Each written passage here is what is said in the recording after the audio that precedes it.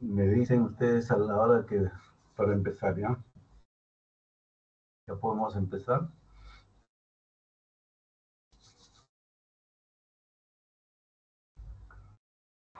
Sí, doctor, sí, está bien. Sí, muy bien. A ver, vamos.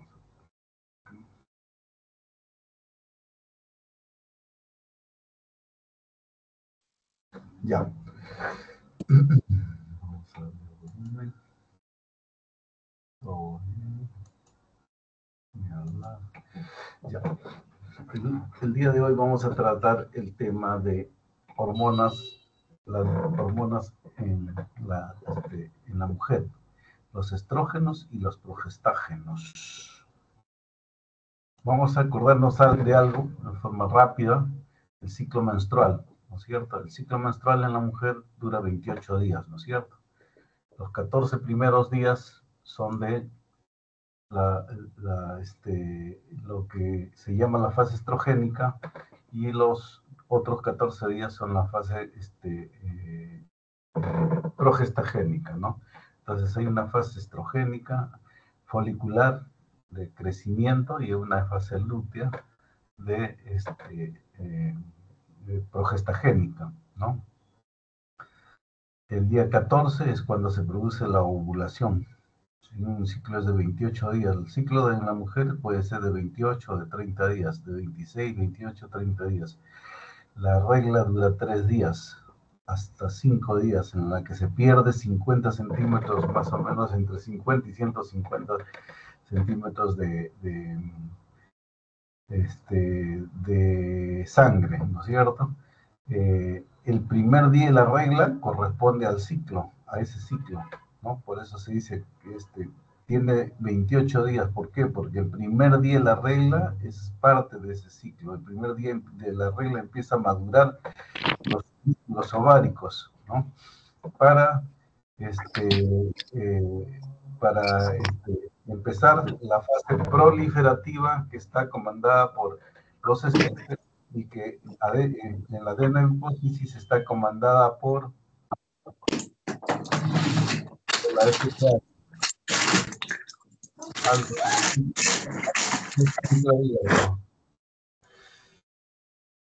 Alguien tiene su micro abierto. Sí, ya, ok. Seguimos. Entonces le decía, la fase proliferativa está comandada por el estradiol a nivel ovárico y a nivel de adenohipófisis está comandada por la FSH, la folículo estimulante. Y el día 14 que se produce la fecundación, ustedes ven acá arriba el folículo que era imperceptible, empieza a medir 2 milímetros, 3 milímetros, 15 milímetros. El día 14 antes de la ovulación, más o menos un folículo maduro que tiene un óvulo, mide entre 25 y 40 milímetros, ¿no? Se rompe el folículo, sale el óvulo, esperando que ser fecundado, ¿no? Y mientras ese folículo a nivel ovárico cicatriza, se forma el cuerpo lúteo, que es el primero que le da, que sostiene la gestación los primeros días antes de que se implante la placenta, ¿no es cierto? El cuerpo lúteo. Después eso ya entra en degeneración y como no hay gestación, viene la regla, ¿no? Entonces, esta es parte del ciclo, ¿no? El ciclo, estrógenos y progesterona, y eso es lo que vamos a ver ahora. Ustedes ven acá cómo es que en la parte de abajo, cómo es que el endometrio se irrumpe, se produce la regla, ahí empieza la fase proliferativa, y en el segundo ciclo la fase secretora, ¿no? Entonces, el día de la ovulación también se dice que la progesterona que es forzada a salir por la luteotropa, por la hormona luteotropa, por la LH, puede producir algún cambio en la temperatura, ¿no? Y este es más o menos en resumen lo que les he dicho, ¿no? En la parte de arriba, las gonadotrofinas, la FSH y la LH. Vean ustedes la FSH en un nivel normal y la LH con un pico el día 14 para romper el folículo y que se produzca la ovulación, ¿no es cierto?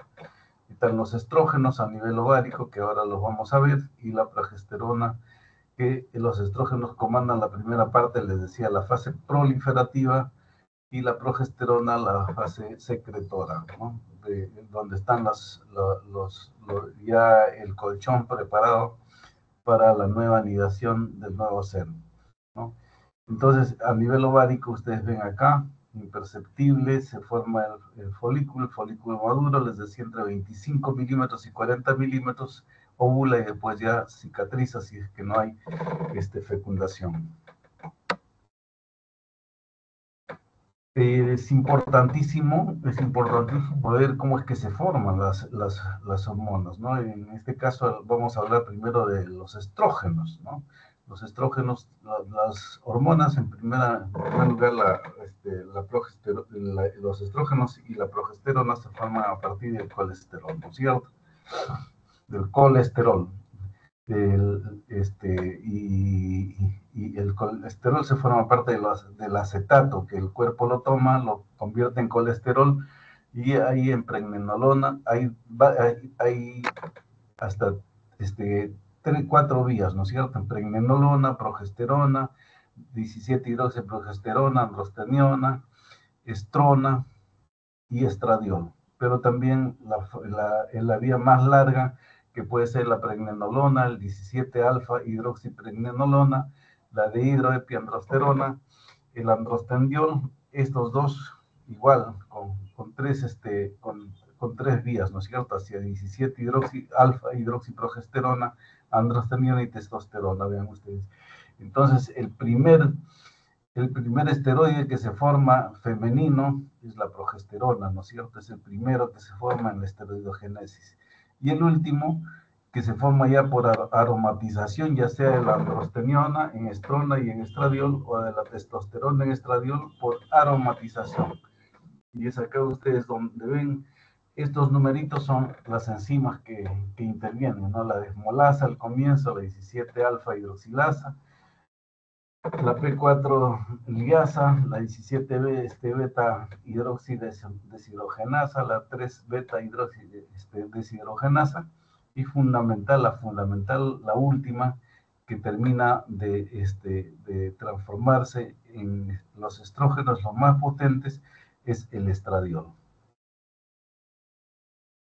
Ese cuadrito resume todo la esteroidogénesis gonadal, por si acaso, ¿no es cierto? Gonadal, o sea, lo que se va a producir en el ovario, porque también hay una esteroidogénesis a nivel suprarrenal que no es tan importante, pero que de alguna forma también forma estrógenos, aromatiza estrógenos, ¿no? En forma más corta. Pero esta es la esteroidogénesis gonadal. Para que ustedes ya tengan afinen su conocimiento, las gonadotrofinas son dos, ¿no es cierto? La FSH y la LH, la folículo estimulante y la luteinizante o luteotropa, ¿no? Y cada una de estas gonadotrofinas tienen, son de la adenohipófisis, pero hay gonadotrofinas también que se producen por la placenta, ¿no es cierto? Que uno no debe confundir, que también se llaman gonadotrofinas, ¿no es cierto? Ahí está. Pero entre la gonadotrofina adenohipoficiaria y la gonadotrofina placentaria existe, la diferencia está en la subunidad beta, ¿no es cierto? La subunidad beta, que es específica para cada uno. Por eso que cuando ustedes quieren saber si una paciente está gestando o no, lo que piden es las gonadotrofinas, la HCG coriónica, pero subunidad beta, que es más específico, ¿no es cierto?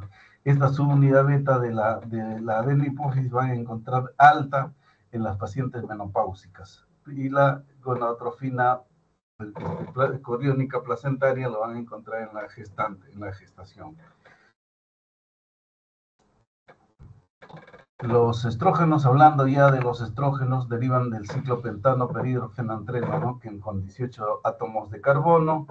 El estrógeno más potente es el 17 beta estradiol, Otra vez está abierto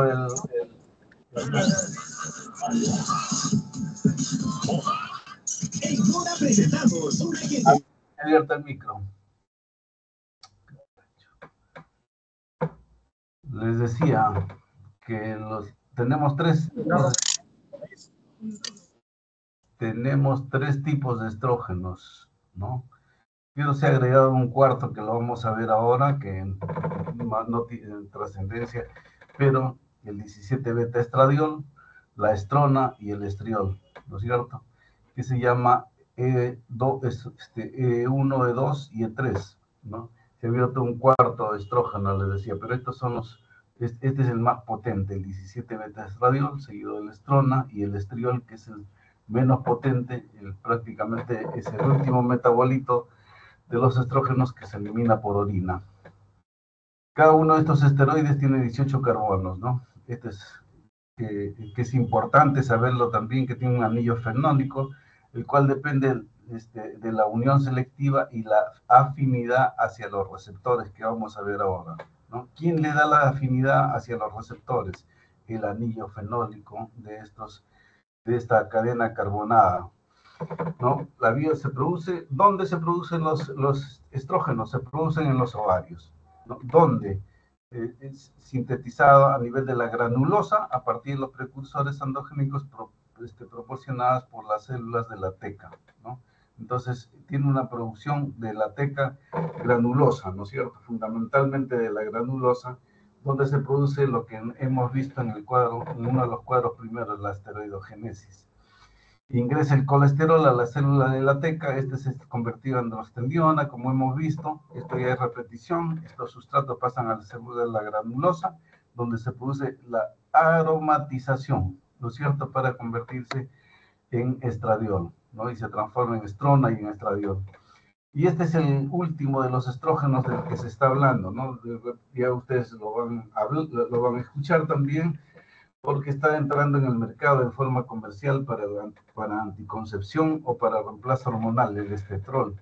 Dice que es un buen estrógeno, se ha logrado sintetizar y que naturalmente es sintetizado a partir del estradiol y del estriol exclusivamente en el hígado fetal. Durante el embarazo humano se ha descubierto desde hace más de unos 10 años y llega a la circulación materna a través de la placenta, el estetrol, que es llamado también E4, estrógeno 4, que les digo, en este momento ha entrado en el mercado desde hace más o menos unos 3 años, 2 años, ya llegó 3 años, ya llegó acá a Perú en forma comercial.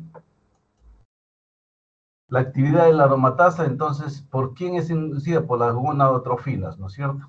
Que actúan hipoficiarias, que actúan por receptores de membrana plasmática para incrementar el AMP cíclico y la actividad de la enzima de desintegración, formando finalmente los esteroides. El estradiol secretado se oxida y mediante la 17 hidroxiesteroide deshidrogenasa genera la estrona. Y estos dos estrógenos se convierten finalmente en estriol, que es lo que se elimina, les decía, por orina, ¿no es cierto? Su transformación, su metabolismo fundamental de los estrógenos va a ser a nivel hepático. Por eso es que cuando un paciente tiene enfermedades hepáticas, los estrógenos se elevan, ya sea en el varón o en la mujer, ¿no es cierto? La cantidad de estrógenos se eleva, de tal forma que ustedes ven pacientes cirróticos con los senos grandes, con la piel delgada. ¿Por qué? Porque ya no ocurre la transformación. Ahí los estrógenos no se metabolizan. En mujeres posmenopáusicas, la principal fuente de estrógenos es el tejido adiposo.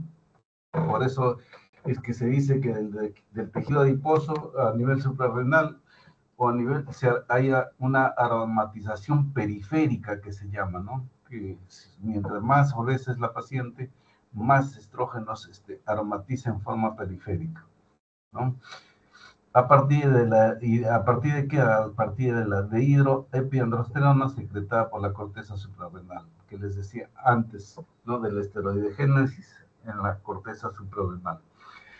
También debemos tener en presente que la placenta sintetiza gran cantidad de estrógenos y utiliza la dehidroepiandrosterona fetal para producir estrona y estriol.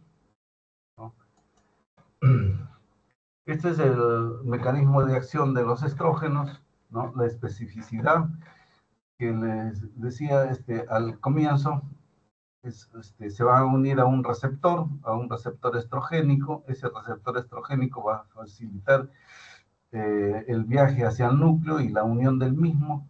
Estas regiones ubicadas en el ADN llamadas elementos de respuesta a estrógenos, y se forma un complejo donde se proyecta el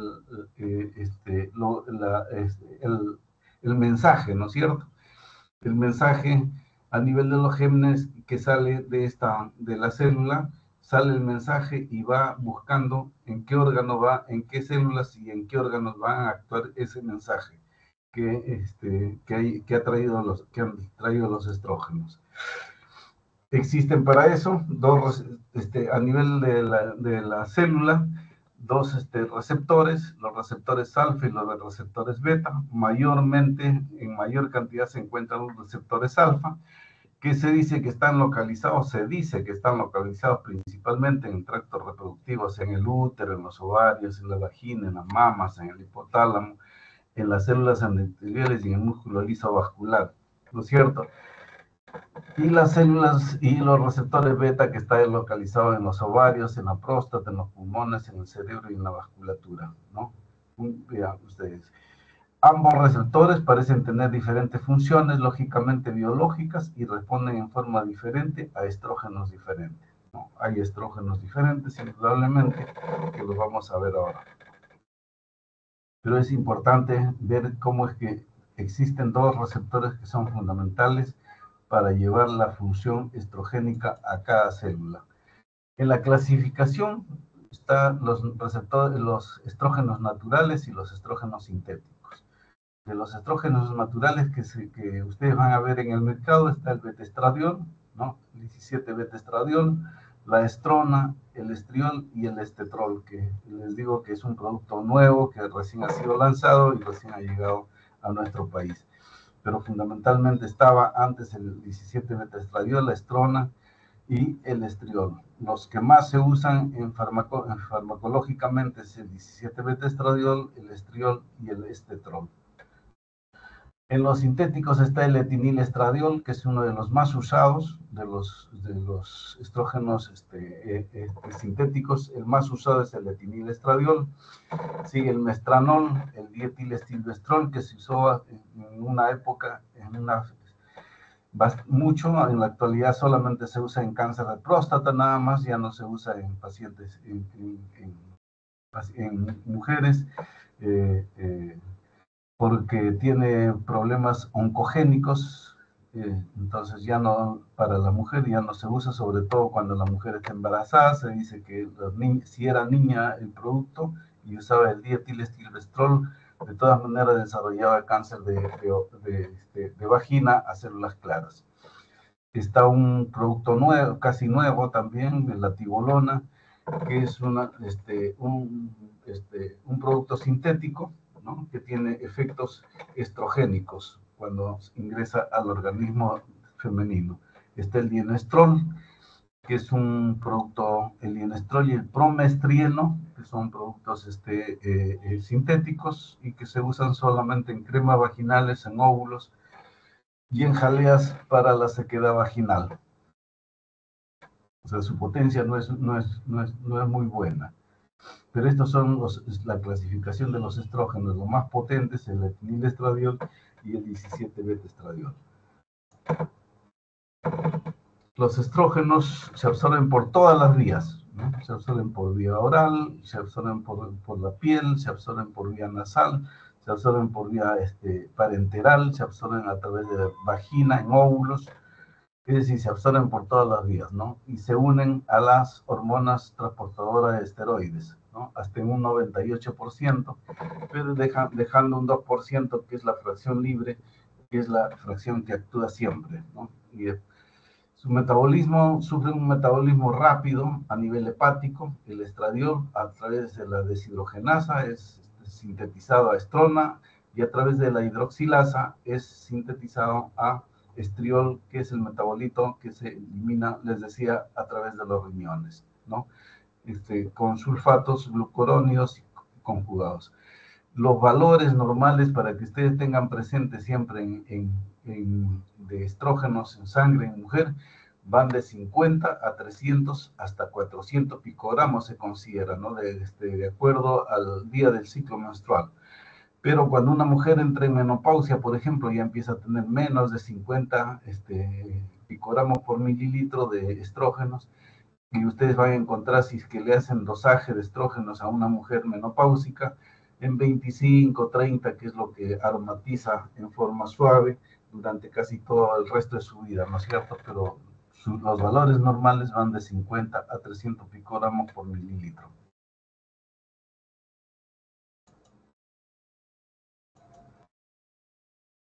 Se absorbe, les decía, por su naturaleza lipofílica, por todas las vías, ¿no? Si no, se metaboliza a nivel hepático, y el etinilestradiol siempre se administra por vía oral, ¿no? Siempre se administra por vía oral. En cambio, el estradiol sí se puede administrar por vía parenteral, ¿no? Con algunos acompañantes que son del tipo graso. La sustitución de etinilestradiol en el carbono 17 disminuye el metabolismo hepático, el primer paso, ¿no? El carbono 17, perdón. La administración de estradiol por medio de parches transdérmicos promociona liberación lenta y sostenida, ¿no? Por eso es que cuando se puede usar en parches como anticonceptivo también, como lo vamos a ver en la parte final, ¿no? Se dispone de preparación de estradiol y estriol para la vía vaginal, ¿no? Y otros estrógenos naturales que están unidas en contraste, que fundamentalmente se unen a la albúmina y no a las hormonas transportadoras de esteroides. La eliminación es a través de la vía hepática hacia la vía renal, se eliminan por vía renal, ¿no? Y como el estradiol es convertido de nuevo, le repito, por la 17 beta hidroxiesteroide deshidrogenasa en estrona, y después por la 16 alfa hidrogenasa estriol, que es el principal metabolito urinario. El etinilestradiol se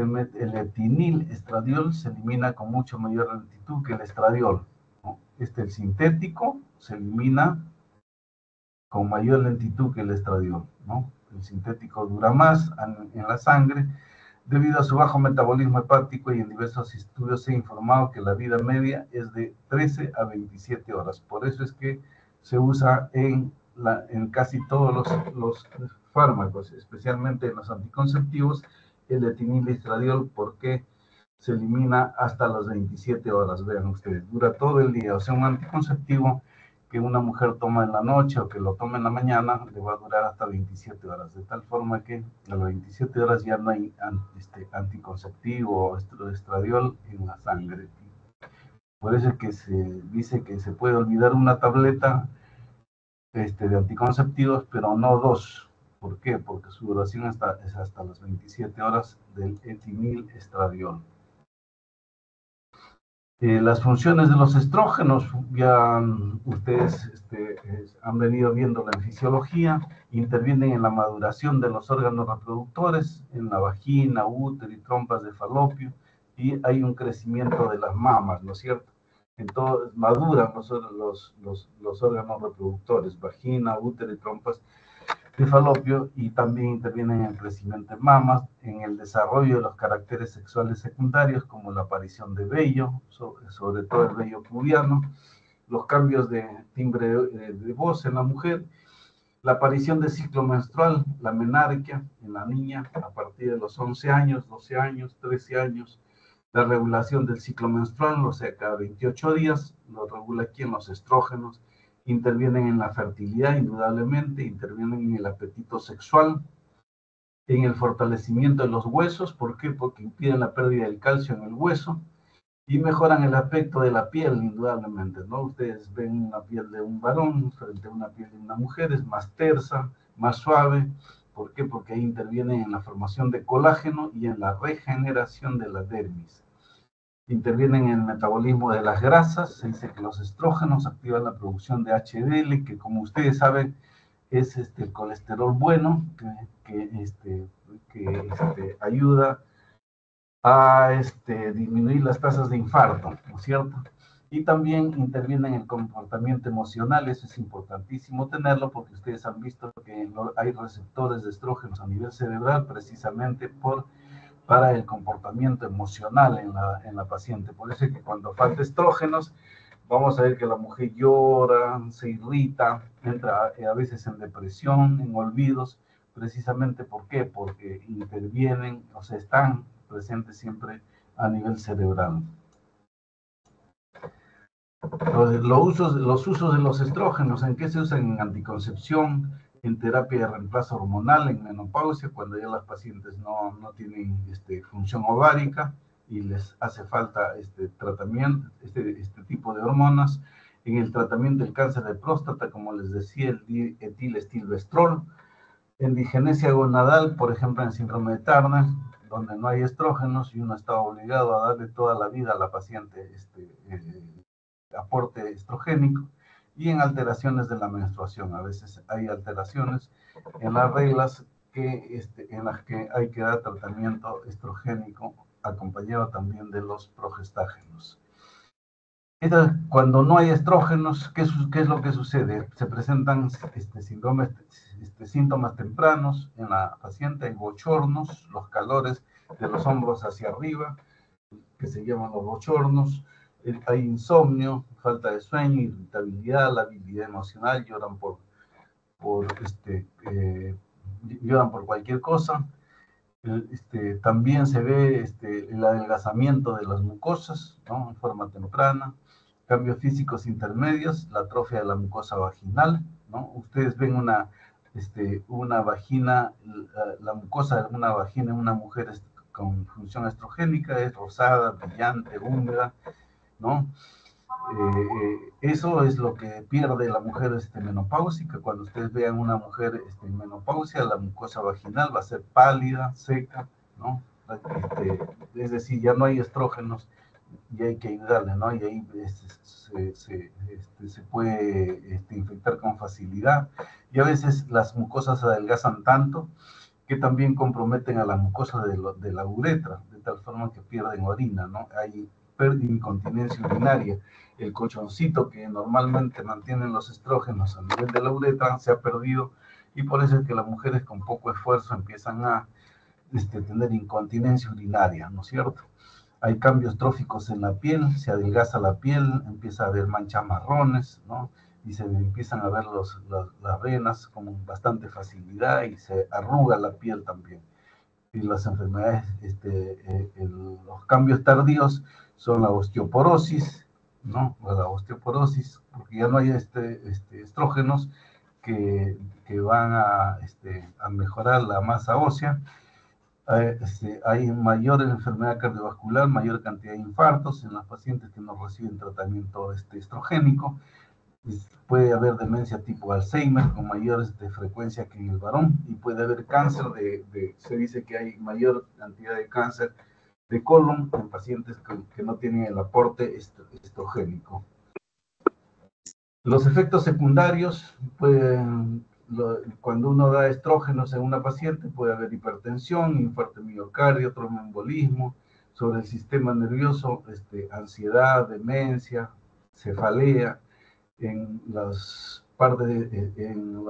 cuanto se refiere a los efectos secundarios endocrinos metabólicos, puede haber cáncer de mama, puede haber cáncer de endometrio, en los gastrointestinales, colelitiasis. Se dice que una mujer que toma anticonceptivos tiene un porcentaje bastante alto de desarrollar cáncer, de desarrollar litiasis vesicular, ¿no es cierto? Litiasis vesicular. Y en los genitales puede haber sangrado, cáncer de endometrio, ¿no? Como les decía, en las pacientes menopáusicas, ¿no? En los problemas hepáticos, ictericia colestásica. Las contraindicaciones de los estrógenos, cuando no debemos dar estrógenos, cuando hay angioedema, cuando hay angioedema, cuando hay sangrado vaginal anormal, porque puede haber un cáncer oculto, cuando hay antecedentes de enfermedad tromboembólica, cuando hay disfunciones o enfermedad hepática, cuando hay porfiria, cuando hay enfermedades trombofílicas, deficiencia de proteína C, proteína S o antitrombina, y también cuando hay embarazo.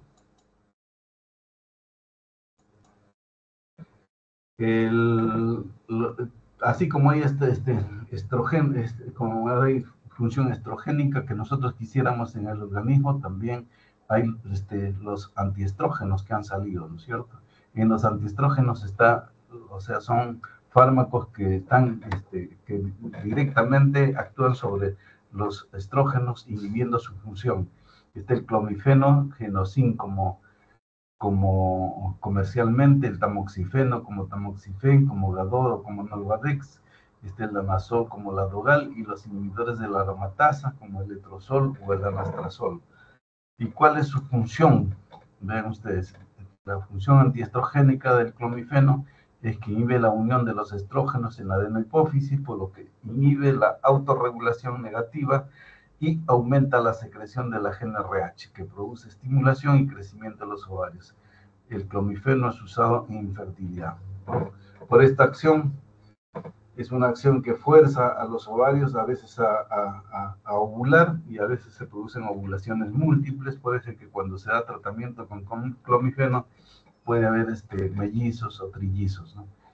El tamoxifeno tiene efecto antiestrogénico sobre la mama, pero tiene efecto estrogénico sobre el endometrio, ¿no? Es un fármaco de una acción doble, ¿no? Mientras en la mama tiene efecto antiestrogénico, a nivel del endometrio puede producir cáncer de endometrio, ¿no? Se usa en cáncer de mama, pero puede producir cáncer de endometrio. El danazol inhibe la secreción de la GnRH, o sea, de las gonadotrofinas, de los predecesores de las gonadotrofinas, y reduce la síntesis ovárica de los estrógenos. Los inhibidores de la aromatasa usados en el manejo de infertilidad y en cáncer de mama, como hemos visto. La otra hormona que es importantísima es la progesterona, que es producida por el ovario, ¿no? Por efecto de las gonadotrofinas, la luteotropa, producida principalmente por las células de la granulosa, ¿se acuerdan ustedes? En el folículo maduro, y posteriormente en el cuerpo amarillo. También es producida por la placenta fundamentalmente, ¿no? En cantidades muy altas. La secreción de la progesterona comienza antes de la ovulación, ¿no? Como ustedes habían visto, pero hay un pico para que se produzca la ovulación, ¿no? En el que se libera el óvulo. Si no hay embarazo, les decía, hay cicatrización, degeneración y cicatrización de ese folículo. Se convierte primero en cuerpo lúteo y después se cicatriza completamente. La progesterona produce varias acciones biológicas en los tejidos blancos, ¿no? Que previamente han sido sensibilizados por los estrógenos. Se refiere, por ejemplo, al cuello uterino, se refiere al endometrio, ¿no? La síntesis de la progesterona comienza con la conversión del colesterol a pregnenolona en el citocromo P450.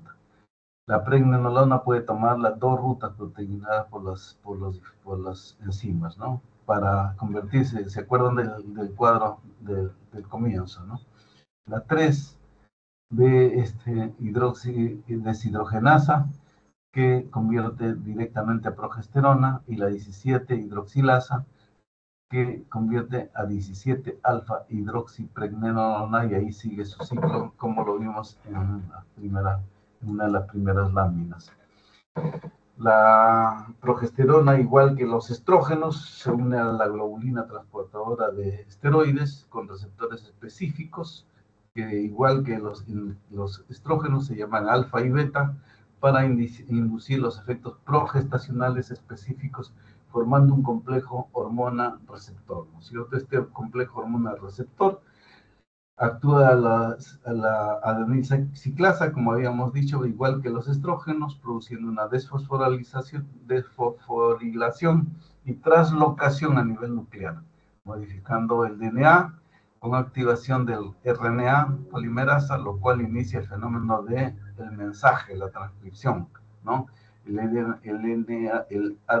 DNA activado por metilación desencadena el orden para que el ARN mensajero lleve el mensaje hacia los ribosomas y produzca la respuesta en las células.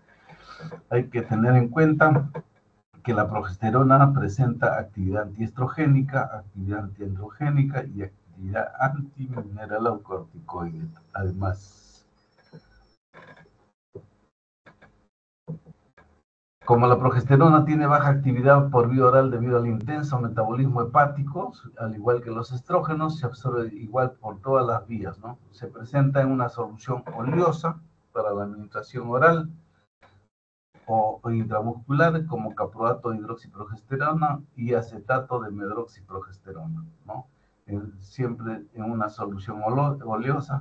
Estas grasas poco a poco van a ir liberando la progesterona. Los esteroides 19-NOR poseen actividad adecuada por vía oral debido a que el sustituto etinil en C17 se hace muy lento en el metabolismo hepático, como igual que para los estrógenos, ¿se acuerdan?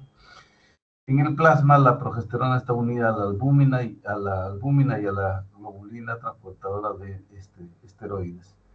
Se metaboliza principalmente en el hígado y los metabolitos se eliminan en orina como pregnandiol. Entonces tenemos dos metabolitos, el estriol de los estrógenos y el pregnandiol de los progestágenos. Los progestágenos sintéticos tienen vidas medias mucho más prolongadas, igual que los estrógenos sintéticos. ¿Se acuerdan ustedes del 17 beta-estradiol? ¿No? Igual, los progestágenos sintéticos tienen, por ejemplo, unas 7 horas para la noretindrona, 12 para el gestodeno y 24 para la medroxiprogesterona. Esto es importante porque de eso depende su uso en los anticonceptivos, que es fundamental. Estos son la clasificación de los derivados de los progestágenos, derivados del pregnano y derivados del androstano. La progesterona, hidroxiprogesterona, medroxiprogesterona, algesterona, gestonorona, etistesterona y la cosmaidona, ¿no? Igual los derivados del androstano, norestesterona, noretindrol, etinodrel, etinodiol, norgestrel, levonorgestrel, alilestrenol, desogestrel, gestodeno, norgestimato y el dienoges. Esto es uno de los últimos progestágenos que han entrado en el mercado. Pero igual que como para los estrógenos había antiestrógenos, para los progestágenos también hay antiprogestágenos. Y ahí está el mifepristone, que hasta hace unos 4 años más o menos se llamaba RU486. No lo querían sacar al mercado porque es un abortivo al 100%, o sea, no es que perdone nada. ¿Y por qué? Ahora vamos a ver por qué. Y el acetato de lipostal, que tiene las mismas características, son abortivos. Su efecto lo vamos a ver ahora, ¿no? El mifepristone, que se llamaba, les digo, RU486, pero ya ahora sí ha salido como mifepristone y acetato de lipostal, que es un similar, más sintético. Son antagonistas competitivos de los receptores de progesterona. Entonces, ¿qué sucede? Al ser receptores competitivos, prácticamente en una gestación van y compiten con el receptor de la progesterona y producen el aborto en bloque, ¿no? De todas maneras, producen el aborto en bloque. Por eso es que su uso está bastante limitado. Acá entró hace más o menos unos 3 años, 4 años antes del COVID, pero muy poquito tiempo, y después fue retirado, ¿no? Pero sí, en algunos centros de salud para provocar aborto, sobre todo en aborto retenido, está presente, no se tiene en stock. Se administra en embarazos uterinos, provoca el desprendimiento completo de la placenta, ¿no? Y su uso terapéutico es en abortos en embarazos en menos de 49 días. El mifepristone por vía oral, 600 miligramos como dosis única. Su eficacia es hasta el 90%, o sea, una eficacia altísima. Y sus efectos adversos indudablemente son las hemorragias, ¿no? Produce cólicos, contracciones, indudablemente que produce esto porque para poder eliminar el producto, ¿no? El aborto retenido. Otros usos terapéuticos, sobre todo del acetato de ulipristal, que sí está comercialmente, se vende comercialmente, pero sus costos son muy altos, muy caros, es en endometriosis, en miomas, para disminuir el tamaño de los miomas, ya no operar, disminuye hasta un 40% más o menos. No es tan efectivo en miomas, pero hay muchas escuelas que lo están usando, ¿no? En cáncer de mama y en meningiomas. La progesterona, ya en forma específica, actúa sobre las glándulas endocervicales, produciendo el espesamiento del moco. Una vez que se ha producido ya la gestación, para evitar que suban gérmenes o que suban otro tipo de bacterias, ¿no? Sobre la acción del endometrio, inhibe la contractibilidad del miometrio. Por eso se usa muchas veces en amenazas de aborto la progesterona. Inhibe la contractibilidad y esa inhibición es una inhibición iónica. Actúa indirectamente sobre el calcio. Antagonizan la acción de la oxitocina, disminuyen la respuesta contráctil. También inhibe la motilidad y actividad peristáltica de las trompas. El endometrio, a nivel del endometrio, indudablemente produce la fase la fase secretora, ¿no es cierto? La hinchazón de las glándulas para, la anidación del nuevo ser. Sobre las glándulas mamarias, ustedes ya se acuerdan, produce aumento y proliferación de los acidos mamarios, ¿no? Porque son los productores de la leche, y preparar así para la lactancia durante el postparto, ¿no? Se dice que tiene acción termogénica, como les había dicho, hasta entre 0.4, 0.8 grados centígrados el día de la ovulación. También sus usos de la progesterona están en la anticoncepción, en la amenaza de aborto, como les decía, en endometriosis y en hemorragias uterinas para manejar alteraciones en la regla, ¿no? Todos estos productos, los dos que hemos visto hasta hoy, hasta este momento, de los estrógenos y la progesterona, se usan en la anticoncepción, ¿no?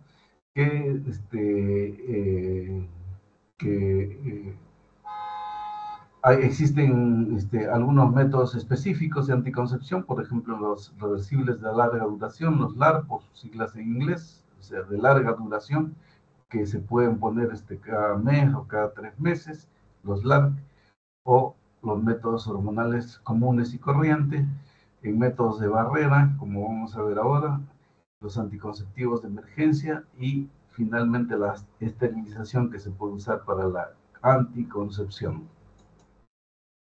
Y los anticonceptivos hormonales contienen progesterona sola, pueden contener progesterona sola o una combinación de progesterona y estrógenos.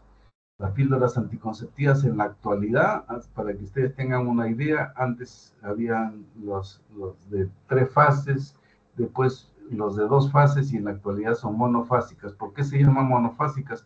Porque todas las pastillas, ya sea de 28 tabletas o de 21 tabletas, tienen la misma cantidad de hormonas, tanto estrógenos como progestágenos, ¿no? Hasta hace un tiempo se decía que habían bifásicos, 14 primeras pastillas y 14 segundas pastillas con diferentes dosis.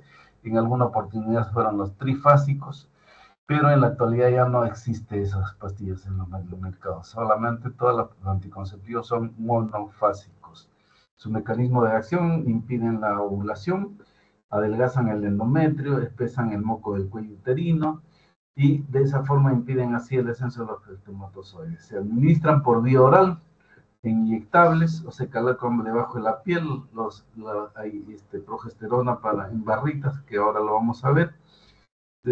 Se usan como parches en vagina o en el útero, como óvulos o como anillos, y se inicia siempre todos los anticonceptivos se deben usar el primer día del ciclo, ¿no es cierto? Primer día del ciclo, ahí se deben empezar a usar los anticonceptivos por 21 días, por 28 días, o los que se usan en forma larga, ¿no? Hasta por 3 meses o por 3 años. Que lo vamos a ver ahora. Vean ustedes, este es un cuadro para que no lo aprendan. Indudablemente ustedes ya deben conocer varios de los anticonceptivos que son marcas comerciales, pero lo que yo quiero indicarles acá que el estradiol es el mismo, ¿no? ¿No es cierto que les había dicho?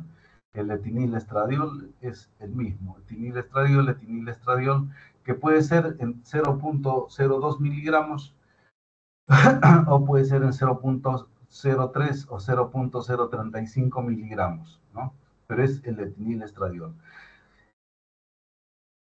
El progestágeno es el diferente. Se usan diferentes progestágenos de acuerdo a cada paciente. Está el levonorgestrel, desogestrel, gestodeno, clormainona, dorperidona y el dienogest, que es uno de los últimos. Y se acuerdan que les dije que ha entrado el E4, el estrógeno 4, ha entrado como drovelis, que tiene drosperinona 3 miligramos y estetrol 14.2 miligramos. Están hablando de acuerdo a la comercialización del producto, que es uno de los mejores anticonceptivos que han entrado en el mercado. Sin embargo, todavía están conociendo si el mejor anticonceptivo es cuando se pruebe y cuando los pacientes digan si realmente les cae bien o no les cae bien.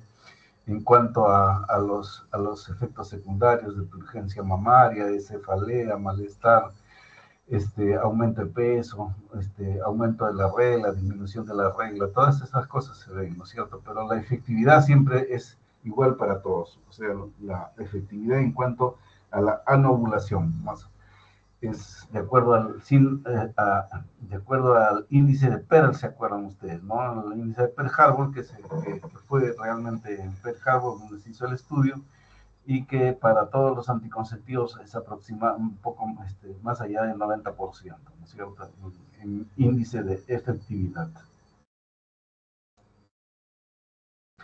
Estos son los anticonceptivos que solamente tienen progesterona, que es el Ceracet, desogestrel, 0.075, el Provera, progesterona, 5 miligramos, el Gelutin, que tiene progesterona micronizada, 100, 200 y 400, se usa para la amenaza de aborto. Y después hay otros progestágenos como el Edual, el Dajet, el Edual que viene como comercialmente como Visane, como el Dajet, o que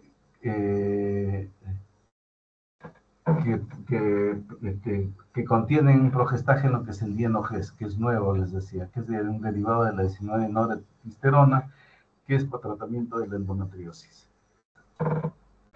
Los mensuales, o los LAR, que se llaman, que puede ser mensual cada 3 meses o cada 3 años, que es el Soluna, en mensuales el Soluna, el Mesigina, que son productos de investigación, pero en la actualidad encuentran ustedes como alrededor de 10 o 12 inyectables, pero que contienen de hidroprogesterona, 150 miligramos, o enantato de noretisterona, que es el progestágeno, y en cuanto al estrógeno, el benzoato de estradiol o el valerato de estradiol, ¿no?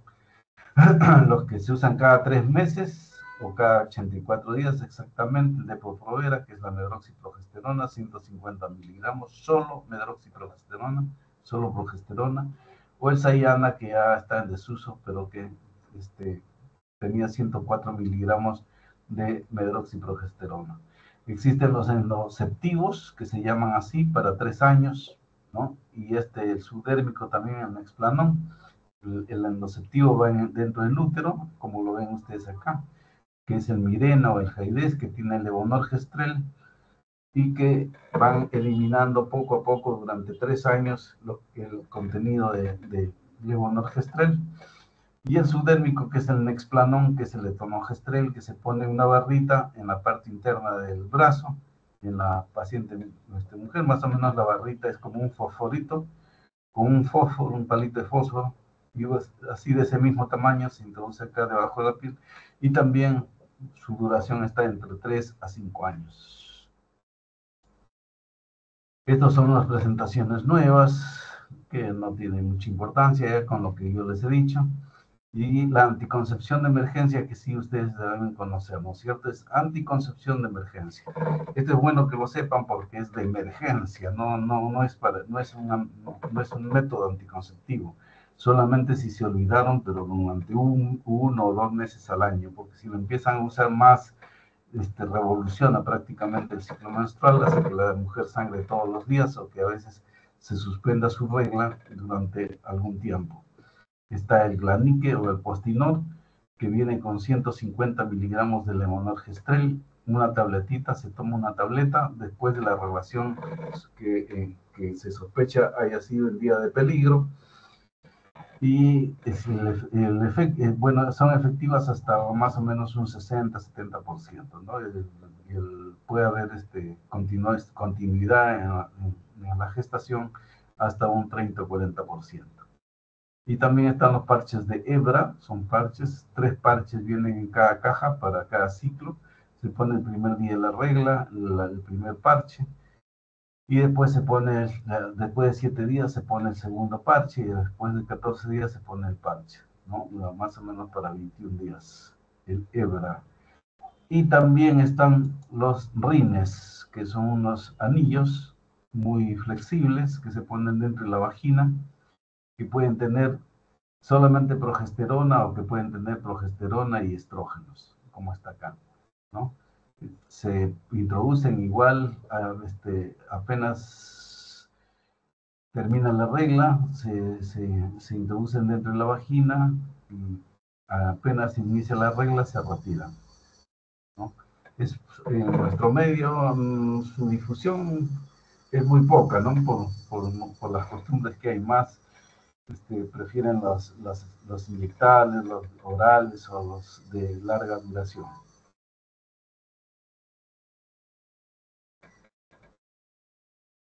Y finalmente, los estrógenos y los progestágenos se usan en tratamiento de reemplazo hormonal en la menopausia, como les había dicho. Estos son los productos que se pueden usar.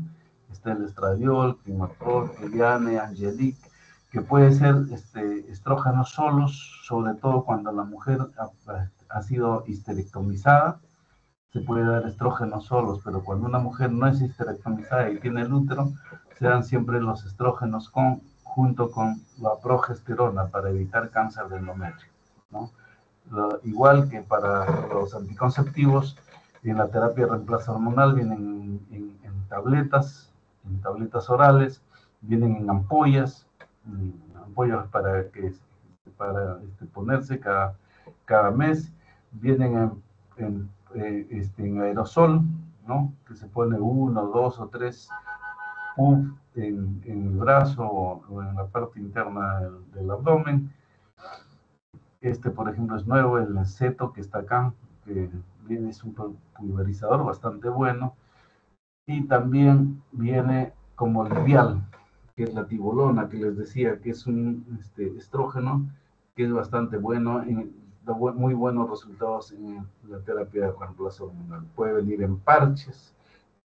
Indudablemente, cuando se hace en tratamiento de reemplazo hormonal en las pacientes menopáusicas, esas pacientes están, les decía, con las mucosas secas a nivel vaginal, ¿no? Secas, pálidas, hay que usar óvulos o cremas vaginales, que vienen como estriol, que vienen como promestrieno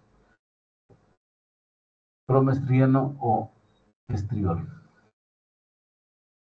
Muy bien, esta es la clase de estrógenos. Si tienen varias preguntas, los respondemos ahorita. Ustedes me dicen, estamos conversando.